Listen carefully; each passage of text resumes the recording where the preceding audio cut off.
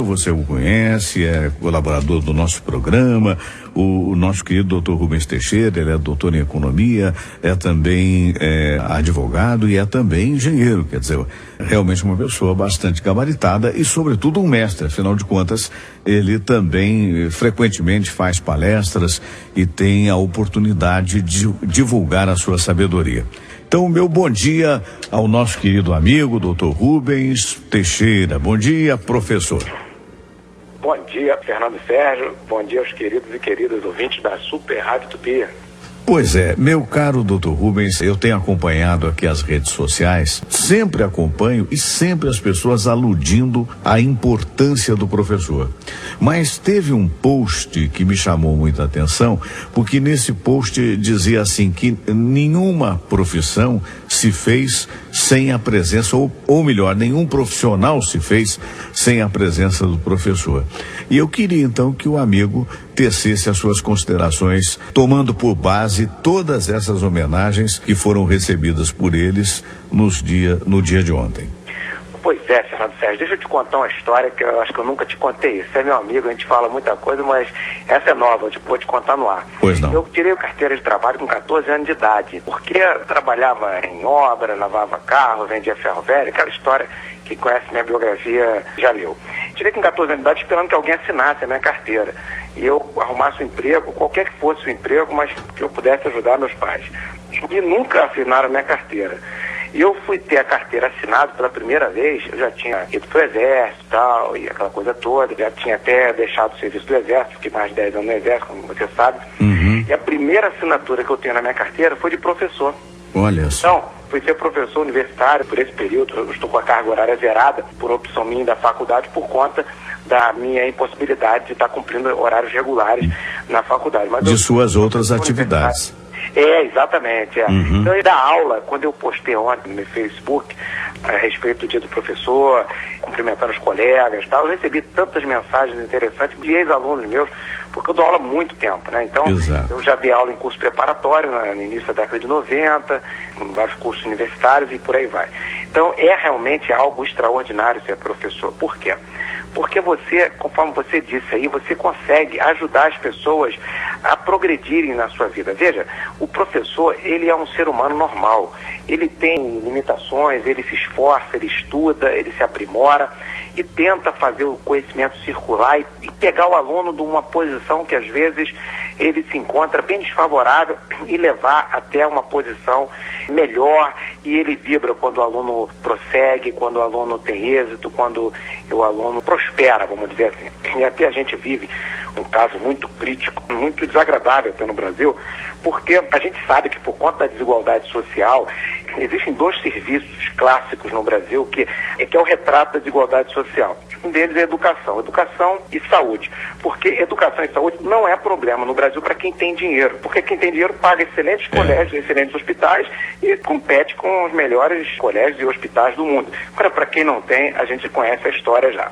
E isso é lamentável, porque, por exemplo, Fernando, se você observar, eu vou citar um exemplo, não foi de propósito, surgiu agora. Uhum. Mas, por exemplo, a Ordem do Advogado do Brasil diz que aplica uma prova porque o sistema de ensino, fiscalizado pelo MEC, pela própria OAB, no caso do direito, tem participação, professores que são juízes, promotores, desembargadores, defensores públicos, procuradores, né?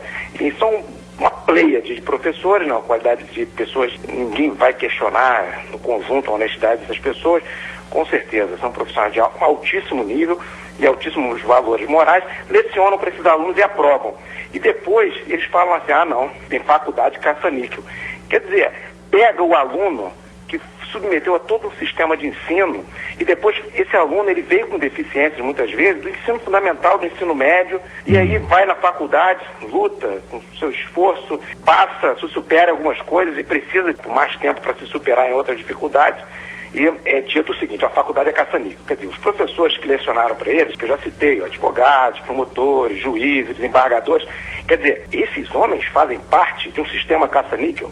Quer dizer, então é contraditório o argumento. E a gente sabe que quando alguém pisa uma pessoa por causa de ela ter estudado num sistema que é legitimado pelo nosso país, um sistema que é legitimado por professores que vão lá e dão aula e aprovam esses alunos, E seja no direito ou em qualquer outra área, a gente teria que trabalhar um sistema para melhorar a qualidade de ensino.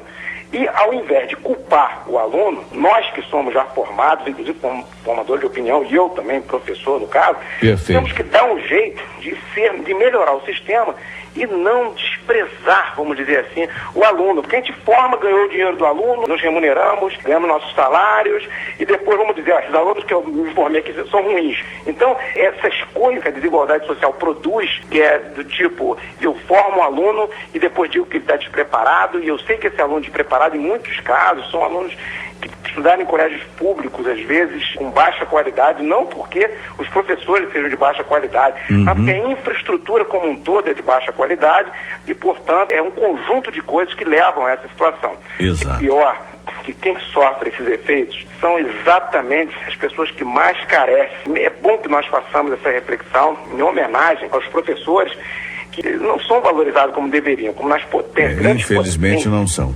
E as grandes potências valorizam seus professores, claro, porque são eles que ajudam as pessoas a mudar. E doutor Rubens, não só as grandes potências, a Coreia do Sul é um exemplo disso, né? A quantidade de engenheiros que ela forma, eu não me lembro bem, mas outro dia estava lendo uma reportagem numa dessas revistas semanais e dizia, ela forma 10 vezes mais engenheiros, por exemplo, do que o Brasil forma. Então a gente tem que tomar consciência dessa necessidade de qualificação que ela passa pelo professor, não é verdade? Exatamente. E o professor, ele tem necessidades básicas. O professor tem família, o professor, ele compra remédio, ele compra roupa, ele se alimenta, ele tem o lazer dele, tem que comprar livro, tem que estudar, tem que gastar, usar o seu tempo se empenhando para se atualizar e por aí vai. Esse professor, se ele for mal remunerado, gente, é uma coisa assim, extremamente vergonhosa, porque é esse professor que vai fazer mais à frente o cidadão formador de opinião. A falta de educação, a deficiência na educação torna a pessoa alienada, porque ela não sabe como são, por exemplo, quem não estuda geografia, não sabe como são os outros países do mundo. Aí pensa, por exemplo, que é tudo igual ao Brasil, que é tudo igual, cria determinadas situações. Um país rico, lá não tem problemas, e é lá porque eles são ricos mesmo não tem jeito, eles vão sempre ser ricos e a gente vai sempre ser pobre. E se esquece que nós brasileiros, Fernando, eu costumo dizer uma frase que eu acredito, o Brasil tem tudo para ser potência, recursos minerais, recursos humanos, o brasileiro é inteligente, se destaca internacionalmente em muitos casos, eu tenho vários colegas meus que foram para o exterior em escolas bem posicionadas e se destacam lá.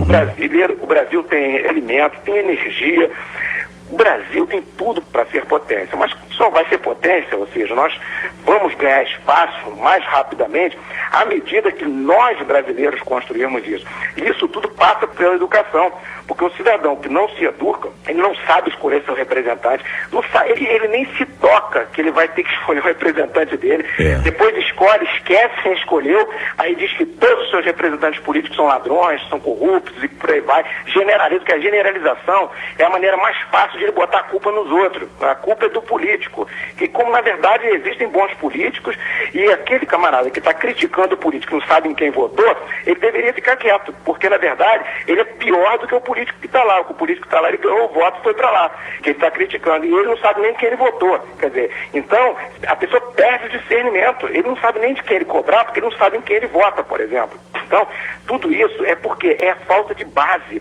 porque quem se educa, ele se atenta às questões ligadas aos direitos dele, às decisões de política econômica, tem opinião sobre política econômica, ele tem opinião sobre modificações que as leis precisam sofrer, ele tem opinião, dizer assim, o professor tem que ganhar mais, o que está sendo oferecido para o professor está bom, ele tem opinião para dizer assim, olha, como pode a escola ser maltratada e o recurso ser usado em outra coisa? O cidadão ele vai ter opinião, então ele vai dizer assim, não, na verdade os recursos estão sendo bem aplicados nas escolas, se só tem poucos recursos, o governo não teria como fazer milagre, então ele não fica acusando o político assim de uma forma sem referencial, mas isso é possível se tiver educação, isso passa pelo professor.